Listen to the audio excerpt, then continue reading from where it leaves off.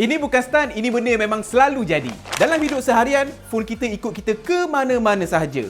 Dalam keadaan yang tak selalunya sempurna. Sebab itu, Redmi Note 15 Pro Plus 5G ni dibina untuk menghadapi segala kemalangan-kemalangan kecil tersebut supaya kehidupan seharian kita lebih yakin. Bukan semata-mata untuk test ekstrim, tapi untuk situasi yang memang selalu berlaku sehari-harian kita. Kadang-kadang bukan salah kita bila mana phone kita kena air. Tapi jikalau terjadi, yang penting phone itu sentiasa bersedia. Tahan lama, tahan lasak. Keyakinan yang macam inilah yang akan buatkan kita boleh guna phone tanpa rasa gusar ataupun takut. Kadang-kadang kita bukan nakkan phone yang paling fancy, tapi kita nakkan sebuah phone yang tak menyusahkan hidup kita.